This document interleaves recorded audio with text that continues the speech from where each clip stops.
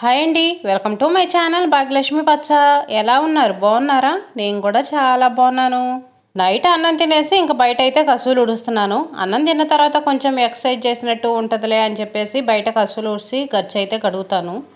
Time అయితే 9 అవుతుంది. ఇంకా మా ఆయనకు కూడా అన్నం పెట్టేసి 9 వార్తలు వస్తాయి కదా, ఆ వార్తలు చూస్తా అన్నం తింటాడు. ఇంకా అన్నం పెట్టిన తర్వాత నేను బయట కసువు ఉడవటానికైతే వస్తాను. ఇంటి ముందు లైట్లు ఉంటాయి, సెంటర్ కదా, బజార్లో ఎవరొకళ్ళు తిరుగుతూనే ఉంటారు. అసలు భయం అనేది ఉండదు. కాకపోతే ఒక్కొక్కసారి పాములు కూడా తిరుగుతూ ఉంటాయి. పాముల వల్ల కొంచెం భయంగానే ఉంటుంది.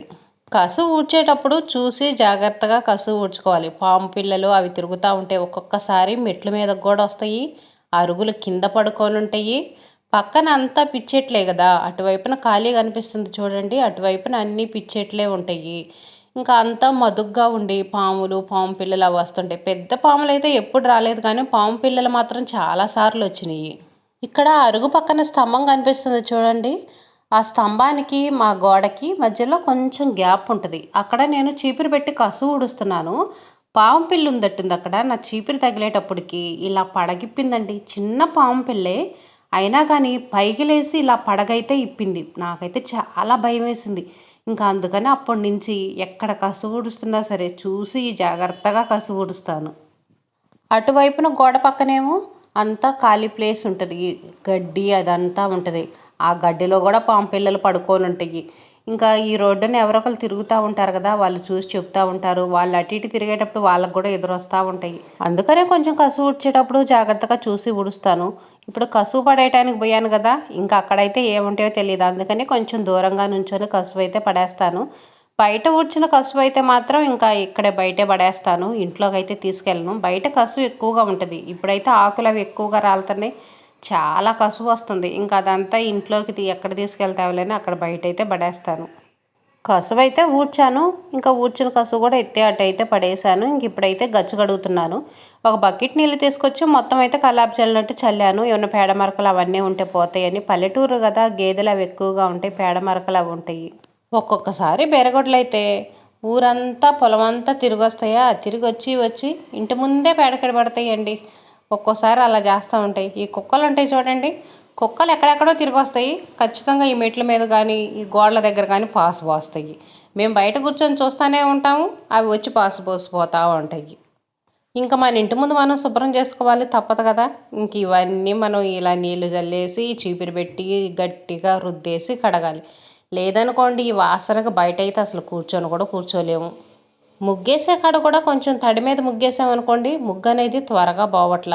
ఈ చీపిరి పెట్టి గట్టిగా రుద్ది కడిగితే తప్పనిచ్చి, లేదనుకోండి అస్సలు పోవట్లేదు. ఎంత రుద్ది కడిగినా కూడా ఒక్కొక్కసారి ముగ్గు అనేది అచ్చుమరక అలాగనే ఉంటుంది.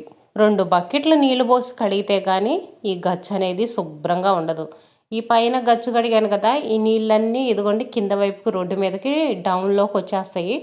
మురికంతా అక్కడ నిలబడిద్ది. ఇంకా అలాగే ఉంచామనుకోండి అంతా మట్టి మట్టిగా మరకలుగా కనిపించిద్ది. అందుకని ఇంకా అక్కడ కూడా ఒక డబ్బా నీళ్ళు పోసి ఆ చీపురు పెట్టి మొత్తం నీళ్ళన్నీ కిందకు కొట్టేస్తాను. ఇంకా డౌన్లోకి వెళ్ళిపోయి నీళ్ళు మొత్తం బయటికి వెళ్ళిపోతాయి. ఈరోజు నైటే ముగ్గేస్తున్నాను. నైటు ముగ్గేస్తా, వీడియోకి బాగుంటుందిలే అని చెప్పేసి నైటే ముగ్గేస్తున్నాను.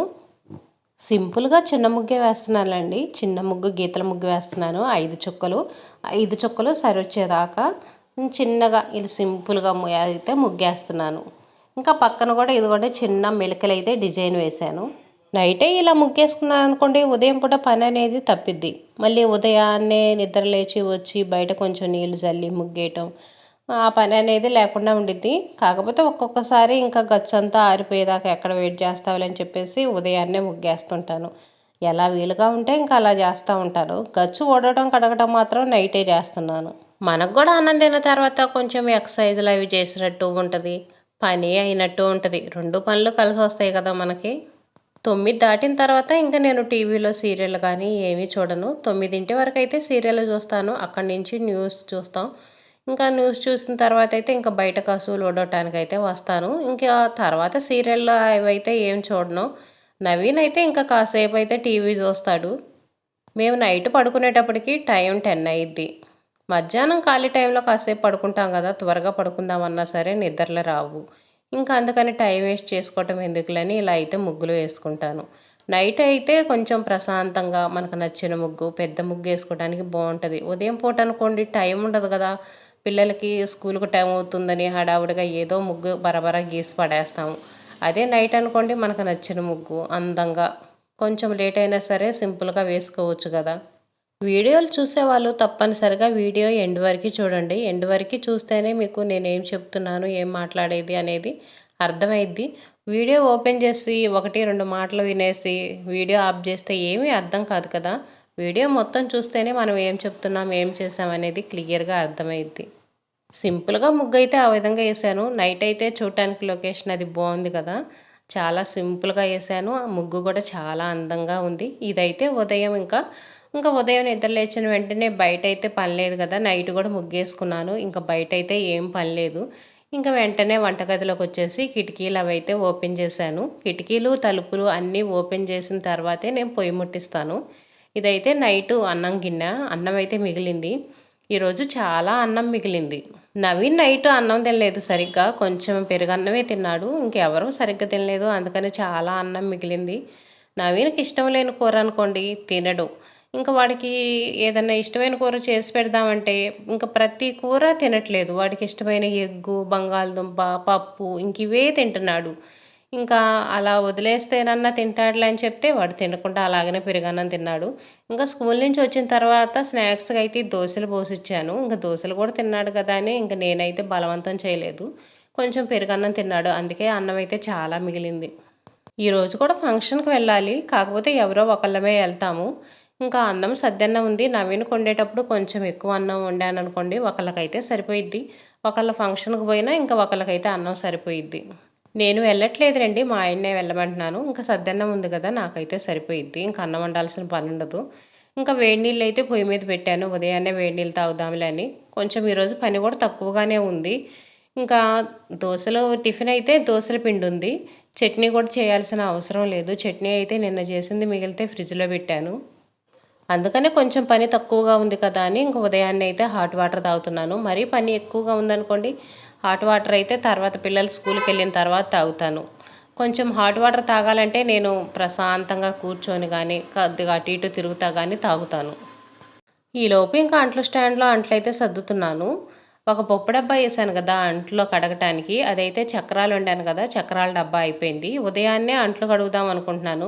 ఉదయాన్నే అంట్లు కడిగేసి బట్టలు ఉతుక్కుంటే తర్వాత పననేది చాలా తేలిగ్గా ఉండి, నాకు ఖాళీ సమయం కూడా ఎక్కువ దొరుకుతుంది. వీడియోలు చేసుకోవడానికి గానీ, ఇంట్లో పననేది క్లీన్‌గా చేసుకోవటానికి గానీ, టైం ఎక్కువగా ఉందనిపిస్తుంది. అందుకని ఇంక ఉదయాన్నే అయితే అంట్లు కడిగి బట్టలు ఉతికేద్దామని, ఏమన్నా ఎగస్ట్రా అంట్లుంటే ఇంకా దాంట్లో అయితే పడేశాను. ఇంకా చక్రాలొండిన డబ్బా ఒక్కటే ఉంది. ఎగస్ట్రా అంట్లయితే ఏమీ లేవు. ఇంకా టిఫిన్ తిన్న అంట్లేమో కుదిరితేనేమో ఇప్పుడు కడిగేస్తాను. లేదనుకోండి సాయంత్రం ఎలాగో అంట్లు కడగాలి కదా, నవీన్ స్కూల్ నుంచి వచ్చిన తర్వాత. ఇంకా అప్పుడైతే కడిగేయొచ్చులే అని ఇంక ఉదయాన్నే అంట్లు కడగటం, బట్టలు ఉతకటం ఈ పనైతే పెట్టుకుంటున్నాను. మరీ ఎండ ఎక్కువొచ్చిందనుకోండి చేయలేకపోతున్నాము. మొన్నటి వరకు అనుకోండి కొంచెం చల్లగా ఉంటుంది వాతావరణం.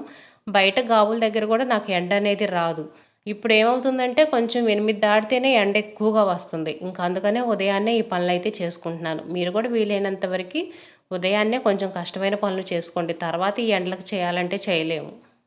నవీన్‌కైతే స్నానానికి ఒక పొయ్యి మీద నీళ్లు పెట్టాను. ఒక పొయ్యి మీద అయితే అన్నానికి పెట్టేశాను. ఇంక నేనైతే అటు ఇటు తిరుగుతా వేడి నీళ్ళైతే తాగుతున్నాను. కూరేమో చిక్కుడుకాయ టమాటా కూర. ఇంకా నవీన్‌కి చెప్పాను కదా, టిఫిన్‌కి దోసలు, చట్నీ కూడా చేయాల్సిన అవసరం లేదు. చట్నీ ఉంది. ఇంకా నవీన్ అయితే స్కూల్‌కెళ్ళాడు. ఇంక నేను కూడా అంట్లు కడిగేసి బట్టలైతే ఉతికేసాను. ఇంక ఇదిగోండి ఇప్పుడైతే బట్టలు ఆరేస్తున్నాను. బట్టలు మాత్రం లేట్‌గానే ఆరేస్తాను. కొంచెం నీళ్లు వచ్చిన తర్వాత ఆరేసామనుకోండి ముడతలు లేకుండా ఉంటాయి. ఆరేయటానికి కూడా చాలా ఈజీగా ఉంటాయి. తడి మీద చీర ఆరేయాలనుకోండి అస్సలు రాదు. ముడతలు ముడతలుగా ఉంటది. మనం ఆరేసినా సరే నీట్‌గా ఉండదు. అందుకని నీళ్లు మొత్తం ఒడిచిన తర్వాతే బట్టలు ఆరేస్తాను. ఇప్పుడు చూడండి చీర అనేది ఆరేయటానికి చాలా ఈజీగా వస్తుంది.